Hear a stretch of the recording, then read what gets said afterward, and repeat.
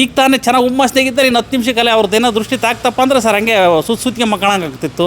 ಮೈಯೆಲ್ಲ ಭಾರ, ಕೈಕಾಲು ಹೊಡ್ತ, ಮೈಯೆಲ್ಲ ಅರ್ಥ, ಬೆನ್ನೆಲ್ಲ ಉರಿ ಈ ಥರ ಎಲ್ಲ ಎದೆಯಲ್ಲಿ ನೋವು ಬರೋದು, ಈ ಥರದ್ದೆಲ್ಲ ಆಗುತ್ತೆ. ಯಾವ ಡಾಕ್ಟ್ರು ಕೇಳಿದ್ರು ನಿನಗೆ ಏನಾಯ್ತು ಅಂತ ಕೊಡ್ಲಪ್ಪ ಟ್ರೀಟ್ಮೆಂಟ್ ಅಂತಾರೆ. ಬಟ್ ನನ್ನ ಕಷ್ಟ ನನಗೇ ಗೊತ್ತು ಸರ್. ಬಟ್ ಇಲ್ಲಿ ಬಂದಮೇಲೆ ನನಗೆ ಅದು ಸಂಪೂರ್ಣವಾಗಿ ಒಂದು ದಾರಿ ಸಿಕ್ಕಿ ಸರ್. ದುಡ್ಡು ಕೊಟ್ಟಿದ್ದೆ, ಅವರು ದುಡ್ಡು ಕೊಡ್ತಾ ಇರಲಿಲ್ಲ. ಮತ್ತು ನಂಬರ್ನ ಬ್ಲಾಕ್ ಹಾಕ್ಬಿಟ್ಟಿರೋರು. ಮನೆ ಹತ್ರ ಹೋದರೆ ಮನೆ ಬೀಗ ಹಾಕ್ತಿದ್ದು. ನನಗೆ ಕಾಲಿಕ್ಕಿದ ತಕ್ಷಣ ಅವನೇ ಫೋನ್ ಮಾಡಿದೆ. 2 ಸತಿ ಫೋನ್ ಮಾಡ್ದೆ ನನಗೆ. ಫೋನ್ ಮಾಡಿಬಿಟ್ಟು ಎಲ್ಲಿದ್ದೀರಾ ಮೇಡಮ್ ಅಂತಾನೆ. ನಾನು ಶಿವಮೊಗ್ಗದಲ್ಲಿ ಇದ್ದೀನಿ, ನಿಮಗೆ ಪ್ರದಂಗಿ ದೇವಸ್ಥಾನದಲ್ಲಿ ಅಂದಿದ್ದ ತಕ್ಷಣ ನಾನು ದುಡ್ಡು ಕೊಡಬೇಕಲ್ಲ ಅಂದ. ಈ ದೇವಿ ಒಂದು ಮಹತ್ವ ಏನಂದರೆ, ನಾವು ಯೂಟ್ಯೂಬಲ್ಲಿ ಇದರಲ್ಲಿ ಫೇಸ್ಬುಕ್ಕಲ್ಲಿ ನೋಡಿದ ನಂತರ ನೋಡೋಣ ಸರಿ ಹೋಗ್ಬರೋಣ ಅಂತೇಳಿ. ಯಾಕಂದ್ರೆ ನನಗೂ ಸ್ವಲ್ಪ ಸಮಸ್ಯೆಗಳು ಭಾಳ ಇದ್ದು ಸರ್. ಏನಂದ್ರೆ ಸಮಸ್ಯೆ ಅಂದರೆ ಕೆಟ್ಟ ದೃಷ್ಟಿ ದೋಷ ಭಾಳ ನನಗೆ. ಅಂದರೆ ಅದು ಎಲ್ಲಿ ಸಾಕಷ್ಟು ಅದ್ರ ಕಾಲದಾಗ ಬೇಸತ್ತು ಬಿಟ್ಟಿದ್ದೆಲ್ಲ ಸಾಕಷ್ಟು. ಎಷ್ಟು ನೋವು ತಿಂತಿದ್ದೆ ಅಂದ್ರೆ ನನಗೆ ಒಬ್ಬನಿಗೆ ಗೊತ್ತು ಸರ್ ಅದು ನೋವೇನಂತ. ಅದು ಬಟ್ ಸಾಕಷ್ಟು ಅದಕ್ಕೆ ಏನೆಲ್ಲ ಪರಿಹಾರಗಳು ಮಾಡ್ಕೊಂಡ್ರು ಕೂಡ ಈಗ ಆ ಗಂಟೆಗೆ ನಾನು ಬಗೆಹರಿಸ್ಕೊಂಡು ಹೊರಕ್ಕೆ ಹೋದ ನಂತರ ಮತ್ತೆ ಅವ್ರದ್ದು ಏನಾದ್ರು ಕೆಟ್ಟ ದೃಷ್ಟಿ ತಾಗಿದ ತಕ್ಷಣ ಇಂಥರಿಂದನೇ ಆಗುತ್ತೆ ಅನ್ನೋದು ಗೊತ್ತಿತ್ತು ನನಗೆ. ಆ ಲೆವೆಲಿಗೆ ಅಲ್ಲೇ ನನಗೆ ಮೈಂಡ್ ಸೆಟ್ ಆಗ್ಬಿಟ್ಟಿತ್ತು. ಈಗ ತಾನೇ ಚೆನ್ನಾಗಿ ಹುಮ್ಮಸ್ನಾಗಿದ್ದರೆ ಇನ್ನು 10 ನಿಮಿಷಕ್ಕಲ್ಲೇ ಅವ್ರದ್ದೇನೋ ದೃಷ್ಟಿ ತಾಕ್ತಪ್ಪ ಅಂದರೆ ಸರ್ ಹಂಗೆ ಸುತ್ತಿಗೆ ಮಕ್ಕಳಂಗೆ ಆಗ್ತಿತ್ತು. ಮೈಯೆಲ್ಲ ಭಾರ, ಕೈಕಾಲು ಹೊಡ್ತ, ಮೈಯೆಲ್ಲ ಅರ್ಥ, ಬೆನ್ನೆಲ್ಲ ಉರಿ ಈ ಥರ ಎಲ್ಲ ಎದೆಯಲ್ಲಿ ನೋವು ಬರೋದು, ಈ ಥರದ್ದೆಲ್ಲ ಆಗುತ್ತೆ ಸರ್. ಆಮೇಲೆ ಗ್ಯಾಸ್ಟ್ರಿಕ್ಕು, ತಲೆ ಹೊಡ್ತ, ಈ ಥರದ್ದೆಲ್ಲ ಸಮಸ್ಯೆ ಭಾಳ ಕಾಡ್ತಾಯಿತ್ತು. ಅದು ಸತತವಾಗೋದು ಸರ್. ಒಂದು 20-25 ವರ್ಷದಿಂದ ನನಗೆ ಕಾಡ್ತಾನೆ ಐತೆ, ನನಗೆ ಗೊತ್ತಾಗ್ತಿಲ್ಲ. ಆಮೇಲೆ ಸರ್ ಕಾಲಕ್ರಮೇಣ ಅದು ಇದು ಯಾವುದರಿಂದ ಆಗ್ತೈತೆ ಅನ್ನೋದು ನನಗೆ ಸಾಕಷ್ಟು ಮಾತ್ರೆಗಳು ನುಂಗ್ತಿದ್ದೆ ಸರ್ ನಾನು. ಬಟ್ಟಿ ಮಾತ್ರೆ ಅಂಥೇಳಿ ಮತ್ತು ಗ್ಯಾಸ್ ಮಾತ್ರೆ ಅಂಥೇಳಿ ಸರ್. ನನ್ನ ಜೋಮಲ್ಲಿ ಯಾವ ಜೋಮಲ್ಲಿ ಕೈ ಇಟ್ಟರು ಕೂಡ ಮಾತ್ರೆಗಳು ಅಷ್ಟು ಮಾತ್ರೆಗಳನ್ನು ನುಂಗ್ತಾ ಇದ್ದೆ ನಾನು. ಎಲ್ಲ ಆಸ್ಪತ್ರೆಗಳಲ್ಲಿ ಸರ್ ನನಗೆ ಆಗ್ತಕ್ಕಂಥ ಸಮಸ್ಯೆಗೆ ಕೈಕಾಲು ಹೊಡ್ತಾ ಬರೋದು, ಪಾದಗಳಲ್ಲಿ ನೋವು ಬರೋದು, ಮೊಣಕಾಲಲ್ಲಿ ನೋವು ಹೊಡ್ತಾ ಬರೋದು, ಈ ಥರದ್ದು ಮೆಟ್ಲು ಇಳಿಬೇಕಾದ್ರೆ ಸರ್ ಒಂಥರ ಕರೆಂಟ್ ಹೊಡೆದಂಗೆ ಆಗೋದು ಮೊಣಕಾಲಲ್ಲಿ, ಆ ಥರ ಕರೆಂಟ್ ಇದು ಆಗೋದು.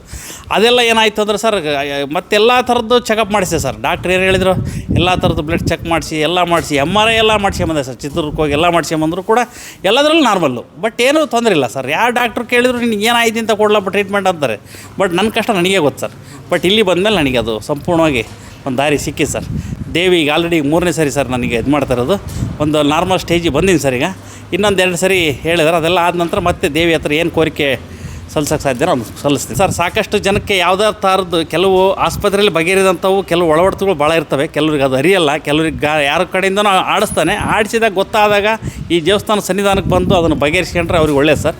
ಇದಂತೂ ಸತ್ಯ. ಇಲ್ಲಿ ಶಕ್ತಿ ಐತೆ, 100ಕ್ಕೆ 100 ಶಕ್ತಿ ಐತೆ. ಯಾಕೆಂದರೆ ಕಣ್ಣಿಗೆ ಕಾಣದೇ ಇರತಕ್ಕಂಥ ಕೆಲಸಗಳು ತುಂಬ ನಡೀತಾವೆ, ಗೊತ್ತಾಗಲ್ಲ ಅದು ಸರ್. ಅವರಿಗೆ ಅನುಭವಿಸ್ತಾರೆ ಅಷ್ಟೇ ಗೊತ್ತದು ಏನಕ್ಕೆ ಆಗ್ತೈತಿ ಏನಂತ. ಅದು ಮೂಲ ಹುಡುಕಕ್ಕೆ ಹೋದಾಗಲೇ ಗೊತ್ತಾಗೋದು. ಅದು ಕಾಣದ ಕಣ್ಣು ಭಾಳ ಕೆಲಸ ಮಾಡ್ತಾವೆ ಸರ್. ನನ್ನ ಕಷ್ಟದಲ್ಲಿರುವಾಗ ಎಲ್ಲನೂ ನನಗೆ ಮಾಡಿಕೊಟ್ಟಿರೋ ದಾರಿನೇ ದೇವರು.